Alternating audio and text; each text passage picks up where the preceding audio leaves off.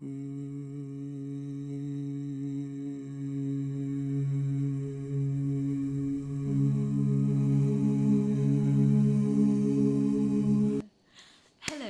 and welcome to Shum. My name is Matt and we'll be discussing sexism in Wonder Woman. We'll be having a conversation about 4 different points of the film, which include the appearance of how Wonder Woman is presented, the character development, and the actress herself. Today I'm joined with Millie and Harry. And covering our tech is Sam. Okay, so Millie, do you want to go through the brief summary of the film? Okay. In a nutshell, Wonder Woman is about a small girl who grows up to learn that she is half god, half human.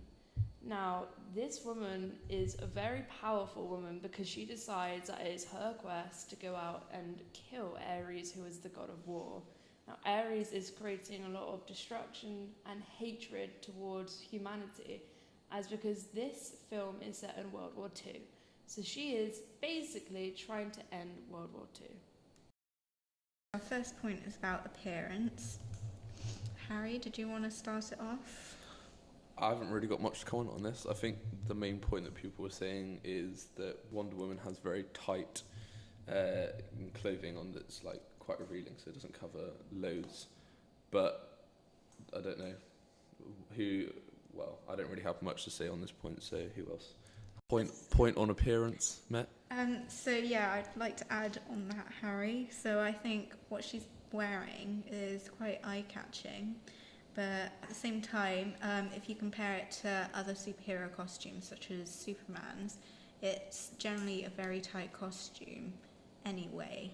But there's a quote in the film where she's trying on some dresses to blend in, and there's this dress that she tries on, and she says, how do women fight in these?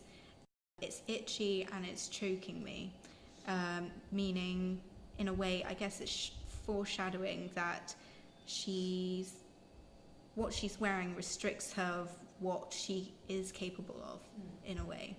And you've got to put yourself in the perspective of the time era as well. In the 1930s, women then were fighting for their vote, and that's when all the feminist movements first started, so you get to see that in the film as well. Yeah, okay. That's a very good point. Millie, do you have anything to add? On appearance? This isn't particularly to do with the Wonder Woman herself, but the actress who presents Wonder Woman, called Gal Gadot. She was famously Ms. Israel for a long time before becoming an actress, so she was in a lot of beauty pageants and Miss Universe, etc. However, in her final Miss Universe pageant, she deliberately sabotaged her own chances of winning. She said that she didn't want to be this kind of model, she didn't want to wear the clothes that would present herself as a person that she didn't want to be, which I thought was a very strong thing for somebody to do, because her whole family was rooting for her to win that. Similarly, James Cameron made a very sly comment on her appearance. He quoted, "She's an objectified icon and it's just male Hollywood doing the same old thing. I'm not saying I don't like the movie, but for me it's a step backwards." See, that's a very interesting comment, because he's saying that out of all the messages Wonder Woman put across about females being strong, females being powerful, the only thing he picked up on was the fact that she wore that outfit. And that's coming from the director of Avatar, which is he is a very, very well paid, he's a very big icon, he's a very famous director, and for him to say something like that, that is what would take the step backwards, not her wearing those clothes. Yeah, I think like what he mainly got out of that is because she was from like her previous career was working within pageants and stuff like that. So he basically just got the history of the actress and linked that with the like she's a pretty woman, and that's all he got out of it. He didn't see her as strong or anything like that. I think, well, for anyone who doesn't know, James Cameron is a Canadian film producer with a gross earning or value of $6.124 billion. So he is a very highly rated director, and for someone to say that, I think four, it, isn't he? I think people are going to listen to that and notice that compared to a smaller director. So I think higher up people have definitely do have a big influence. You've got to be careful on things that you say, and definitely whether people. Well, I know he completely has his own right to his own opinion, but at that kind of level, you do have a massive influence. It could kind of be jokes on him because, I mean, more younger people are going to know who Gal Gadot is instead of James Cameron, aren't they? So anything he says will probably eventually become irrelevant to the younger people, which is really what matters, because they're the next generation and they're the people that needs to be the strongest. Yeah, definitely. Right, so our second point is about the character's development. What the character's development through the film. Yeah. Yeah. Well, I think first of all, she begins on this island where she, she's locked away from everyone else. So when she comes back into this, London, World War II world, where it's like everything's completely different to what she knows. So you see her baffled by everything, and everything's new to her. So it's quite you do see her develop throughout the whole thing, and because she's been on this island by herself, or well, not by herself, but just with women, you don't see everything that the other world's seeing. She is quite, I don't know what the word is for it. No, she's quite independent, so she doesn't really listen to loads of other people. She doesn't take commands like other soldiers would normally do. When she does have an appearance of a soldier, because she is fighting and everything. So I don't know whether that would be a good point or a bad point. What do you guys think by that? I mean, I guess that could also be seen as being naive as well, because she's fixated on this one goal, and at the beginning she doesn't really care so much on how she does it. She just wants to complete it. Whereas when she actually goes to the front line of the war, she finds out how the people at the front line are being treated, and how it's not just the men that are fighting the war that's being affected. So it's not like there's no character development, but I don't think there's much of it. I think there's 10 minutes at the beginning of the film where we actually see her developing. Turn into Wonder Woman, but apart from that, no. Yeah, you see her grow up from a little child, don't you? Yeah, so I think it just needs a bit more of that.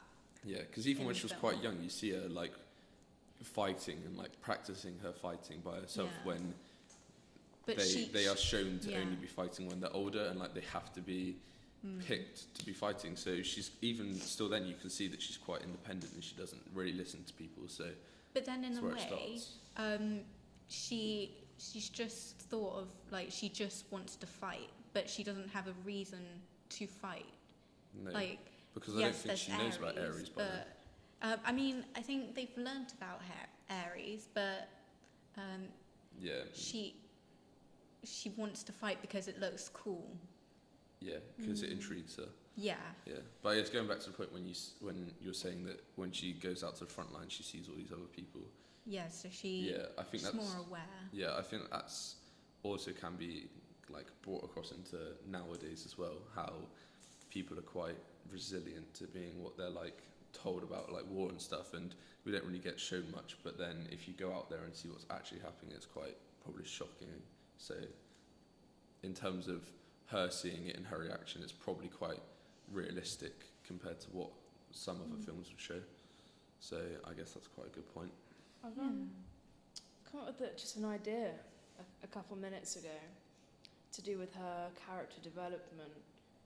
And I think there is a male icon for boys to look up to. What was the name of the guy that was on the island with her? So for none of you that don't know, at the start of towards the start of the film, a plane. Well, basically the island's surrounded by a shield that was put there by one of the gods, and this plane comes crashing through the shield and crashes into the sea around him. She decides to save him, and then, well, this massive kind of war breaks out on the beach. So that's where this male actor comes into play. So this character was called Steve Trevor, and I think a lot to do with her character development was on him, because he could have acted very differently towards her. He could have shown like for instance, he could have easily slept next to her, but he chose, he was very disciplined. He didn't take advantage of her. Yeah. And because she was so naive at that point, because she didn't really know much about the outside world. Yeah, or even men. Yeah, I think what he did was how boys should be respecting women in 2017. Yeah.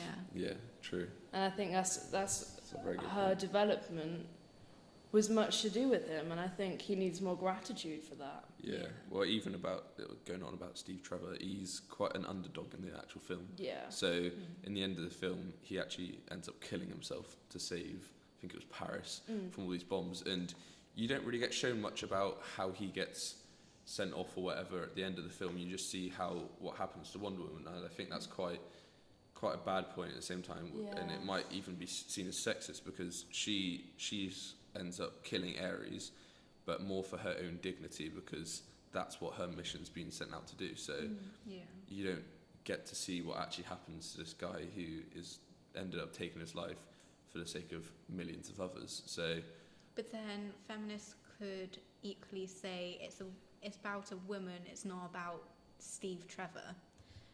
Yeah, but then at the same time, you could have not put him in the film. Yes. Like if it is just about Wonder Woman, then why would you have this guy then saving the film? Well, I guess it does add to the story and all, but she could have, if it was equally just about her, she could have saved Paris and stopped the plane or something. Because I mean, she is a superhero, isn't she? But then the way Wonder Woman is presented, she's half god and half human, but gods are able to sense another god.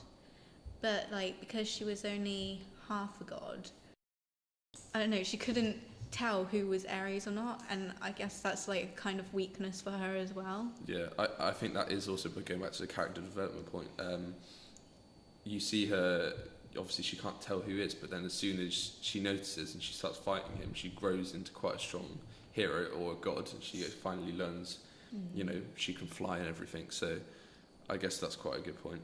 But yeah, I guess we're coming to the end now, really, aren't we? Right. Okay, everyone, I hope you enjoyed that discussion, and we'll be with you next time. Yeah. See you and good night.